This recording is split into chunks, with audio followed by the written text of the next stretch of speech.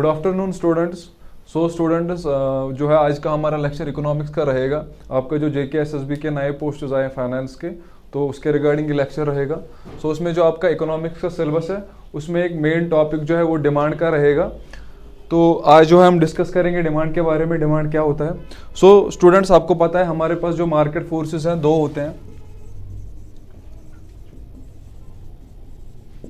एक होता है हमारे पास सप्लाई, दूसरा रहता है हमारे पास डिमांड। तो आपको पता है कि जो हमारे पास फादर ऑफ इकोनॉमिक्स था दैट वाज एडम स्मिथ।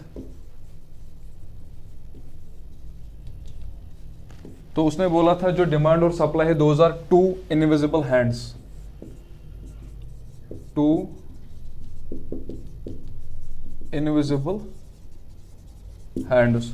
तो जो फादर ऑफ इकोनॉमिक्स था उसने क्या बोला डिमांड और सप्लाई के बारे में, उसने बोला कि जो है दो इनविजिबल हैंड्स है।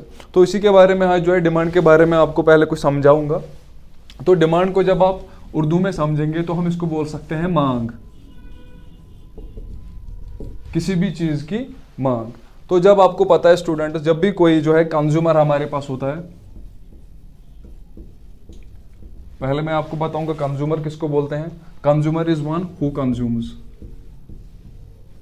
वन हु कंज्यूम्स, जो चीजें जो है इस्तेमाल करता है। आपको जो पता है जो भी हमारे पास दुनिया के तमाम गुड्स या सर्विसेज है, जितने भी हमारे पास लोग हैं वो तमाम इन गुड्स और सर्विसेज को कंज्यूम करते हैं। दुनिया का कोई भी इंसान हो वो जो है एक कंज्यूमर है, ठीक है।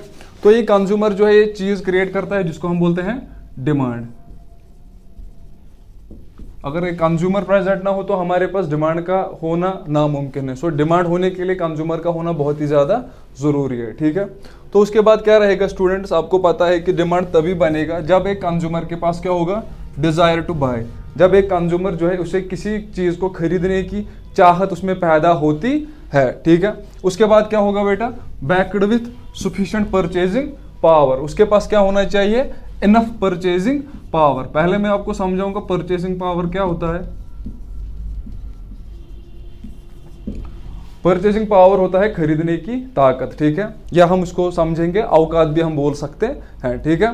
तो जो है आप क्या बोल सकते हो, सफिशिएंट परचेजिंग पावर को क्या जो है खरीदने की ताकत। किसी इंसान के पास अगर जो है इनकम उसकी 20,000 है और जो है चीज वो खरीदने जा रहा है 30,000 की, तो हम बोलेंगे कि उसके पास जो है इनफ परचेजिंग पावर नहीं है, ठीक है। तो जब उसके पास इनफ परचेजिंग पावर आ गया, क्या आ गया, इनफ परचेजिंग पावर आ गया, देन उसके पास क्या आ गया, विलिंगनेस टू स्पेंड। उसमें खर्च करने की जो है चाहत है। एक तो उसके पास पहले वो चीज खरीदने की चाहत है, दूसरा उसके पास इनफ परचेजिंग पावर है, और तीसरा जो है वो तैयार है वो पैसे खर्च करने के लिए। विलिंगनेस मीन्स जो है वो तैयार है पैसे खर्च करने के लिए। तो डिमांड तभी हमारे पास क्रिएट होगा जब हमारे पास क्या होगा, पहले डिजायर टू बाय होगा, दूसरा क्या होना चाहिए, सफिशिएंट परचेजिंग पावर, और तीसरा जो है हमारे पास विलिंगनेस टू स्पेंड होनी चाहिए। तो अगर हमारे पास एक कंज्यूमर है उसमें जो है पहले चाहत मिसिंग है किसी चीज को खरीदने की, तो बेटा डिमांड जो है वो क्रिएट नहीं होगी। चाहत भी है और वो चाहता भी है उस चीज पे खर्च करने के लिए, लेकिन उसके अंदर ताकत नहीं है कि वो चीज खरीद सके, तो हमारे पास डिमांड नहीं रहेगा। और तीसरी चीज जो हमारे पास क्या है, विलिंगनेस टू स्पेंड। उसके अंदर चाहत भी है वो चीज खरीदने की, और जो है वो उसके पास इनफ परचेजिंग पावर भी है, लेकिन वो तैयार पैसे खर्च करने के लिए नहीं है, तब भी हम बोलेंगे कि जो है हमारे पास डिमांड नहीं है, ठीक है। तो ये थी एक आम से डेफिनेशन। अगर हम एक आम व्यक्ति को हम बोलेंगे डिमांड क्या होता है, तो ये हम ऐसे डेफिनेशन बोलेंगे। बट आप जो है चूंकि आप फाइनेंस के स्टूडेंट से, आप इकोनॉमिक्स के स्टूडेंट से, आप ऐसा नहीं बोलोगे। आप क्या बोलोगे demand refers to different possible quantities of a commodity that a consumer is ready to buy at different possible prices of that commodity। तो जब हमारे पास एक कंज्यूमर एक कमोडिटी की अलग अलग क्वांटिटीज को अलग अलग प्राइसेस पे खरीदने के लिए तैयार है, उसी चीज को हम क्या बोलेंगे, डिमांड। डिमांड अब किस चीज को बोलेंगे, जब एक कंज्यूमर जो है एक कमोडिटी की अलग अलग क्वांटिटीज को खरीदने के लिए तैयार है अलग अलग पॉसिबल प्राइसेस पे, तो इस चीज को हम क्या बोलेंगे, उस चीज को हम जो है डिमांड स्टूडेंट्स डिमांड के बारे में तो आपको पता चल गया होगा कि डिमांड किस चीज को बोलते हैं। डिमांड आपको अब समझ आ गया। डिमांड जो है हम बोलते हैं जब एक कंज्यूमर जो है तैयार है एक कमोडिटी की अलग अलग क्वांटिटीज को खरीदने के लिए अलग अलग प्राइसेस पे, ठीक है। उसके बाद हमारे पास एक कॉन्सेप्ट है जिसको हम बोलते हैं क्वांटिटी डिमांडेड। बेटा जो है डिमांड हमारे पास एक फ्लो कॉन्सेप्ट है। क्या है? फ्लो कॉन्सेप्ट है, ठीक है। बट जो हमारे पास क्वांटिटी डिमांड है हम लेते हैं एक स्पेसिफिक क्वांटिटी के ऊपर। क्या लेते हैं? स्पेसिफिक क्वांटिटी के ऊपर। तो हम क्या बोलेंगे? Quantity demanded refers to specific quantity to be purchased against a specific price of the commodity. तो क्वांटिटी डिमांड हम कब बोलेंगे? जब हम जो है एक कमोडिटी की स्पेसिफिक क्वांटिटीज को खरीदेंगे स्पेसिफिक प्राइसेस पे, ठीक है। इसको हम जो है एक चार्ट के जरिए भी समझेंगे। जब हमारे पास मान लो कि कमोडिटी है, हमारे पास कमोडिटी एक्स, कमोडिटी हमारे पास कमोडिटी एक्स है। ये दुनिया का कोई भी गुड हो सकता है या सर्विस हो सकता है। जो हमारे पास कमोडिटी एक्स है, ये दुनिया का कोई भी गुड या सर्विस हो सकता है, ठीक है। तो मान लीजिए कि हमारे पास यहाँ पे प्राइस 1 है और क्वांटिटी डिमांड क्या हो रही है? 4 हो रही है। प्राइस जो है वो 2 हो रहा है, क्वांटिटी डिमांड क्या हो रही है? 3 हो रही है। और जो प्राइस है वो 3 हो रहा है, क्वांटिटी डिमांड क्या हो रही है? 2 हो रही है। प्राइस हमने 4 किया, क्वांटिटी डिमांड जो है वो क्या रहेगी? वो 1 रहेगी, ठीक है। तो ये चार्ट के जरिए आपको मैंने समझाया किस तरह से जो है प्राइस चेंज हो रहा है और उसी के साथ जो है क्वांटिटी डिमांड भी चेंज हो रही है, ठीक है। तो जब आप देख रहे हो यहाँ पे प्राइस इंक्रीज हो रहा है फ्रॉम 1 to 4, क्वांटिटी डिक्रीज हो रही है फ्रॉम 4 to 1, तो इस चीज को हम बोल सकते हैं डिमांड। तो इस चीज को हम क्या बोल सकते हैं? डिमांड बोल सकते हैं। और जब आप यहाँ पे देख रहे हो जब प्राइस 2 है, क्वांटिटी डिमांड 3 हो रहा है, तो हम क्या बोलेंगे? तब हम बोलेंगे क्वांटिटी डिमांडेड। या आप देख रहे हो प्राइस 3 है, क्वांटिटी डिमांड क्या हो रही है? 2 हो रही है, तो हम क्या बोलेंगे? क्वांटिटी डिमांडेड, ठीक है। और जो है हमारे पास यहाँ पे 4 हो रहा है प्राइस, क्वांटिटी डिमांड क्या आ रही है? क्वांटिटी डिमांड 1 आ रही है, ठीक है। तो चलिए इसके बाद जो मैं आपको इसको थोड़ा सा ग्राफिकल रिप्रेजेंटेशन से समझाऊंगा।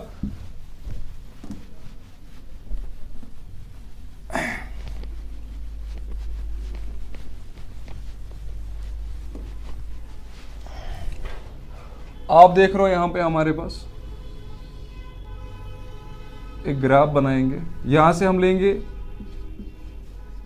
क्वांटिटी ऑफ गुड एक्स, यहां से हम लेंगे प्राइस ऑफ कमोडिटी एक्स, ठीक है। यहां से हमारा पॉइंट ऑफ ऑरिजिन है, ये आ गया 1 2, या थोड़ा हम इसको आगे लेंगे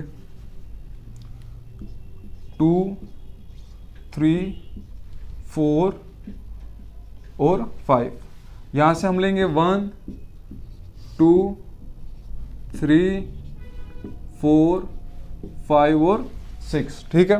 तो मैं क्या करूंगा? प्राइस जब मेरे पास 1 था तो क्वांटिटी डिमांड मेरे पास 4 था।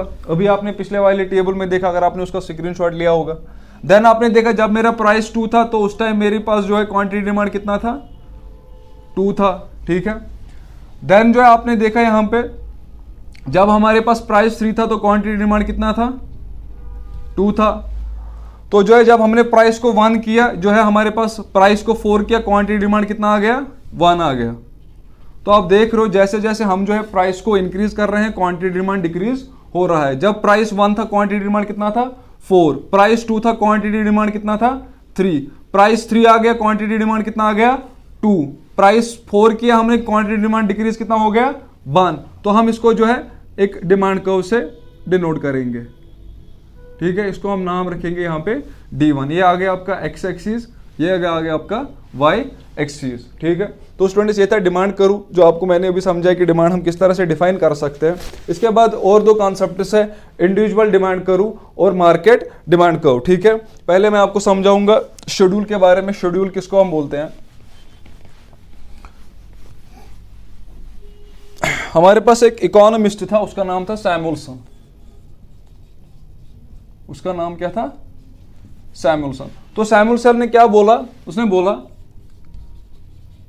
Demand schedule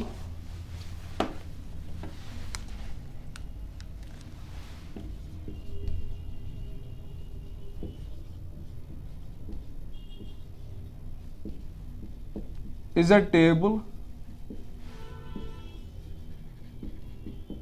showing relation between price and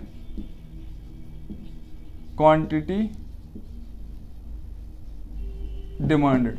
तो जो हमारे पास सैमुअलसन था उसने क्या बोला, जो हमारे पास डिमांड शेड्यूल है,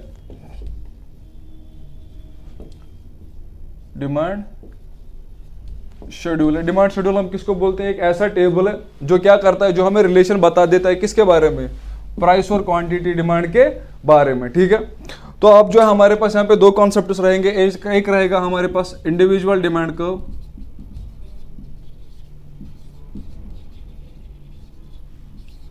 इंडिविजुअल डिमांड शेड्यूल, और रहेगा हमारे पास मार्केट डिमांड शेड्यूल।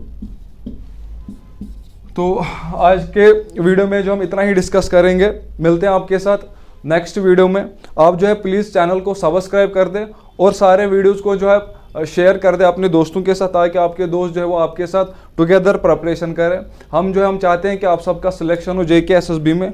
आप जो है काइंडली इन वीडियोस को शेयर करें, और जो है आप हमारे ऑफलाइन क्लासेस भी ज्वाइन कर सकते हैं। हमारे रेगुलर बैचेस चलते हैं JK SSB के रिलेटेड, या कोई भी कॉम्पिटिटिव एग्जाम हो, चाहे वो CA फाउंडेशन हो, या 11th 12th कॉमर्स हो, 11th 12th मेडिकल हो, या कोई भी कॉलेज क्लासेस हो रिगार्डिंग टू एनी सब्जेक्ट। हमारा जो कोचिंग सेंटर है एजुकेशन एक्सेल, KP रोड पे है, नियर FM लेन, या जो है पुराना कार प्लाजा, आप वहाँ पे पता कर सकते हो, या आप जो है गूगल पे हमारी लोकेशन भी चेक कर सकते हो, EduExcel EDUEXEL स्पेस एजुकेशन। तो आपको जो हमारा गूगल पे लोकेशन मिल जाएगा। आप जो हमारे ऑफलाइन क्लासेस भी ज्वाइन कर सकते हो। काइंडली शेयर हमारे वीडियोस शेयर कर दें, और जो है साथ के साथ सब्सक्राइब और बेल आइकन भी दबा दें, ताकि जो है हमारे नेक्स्ट वीडियोस आपको मिले। सो थैंक यू एंड अल्लाह हाफिज़।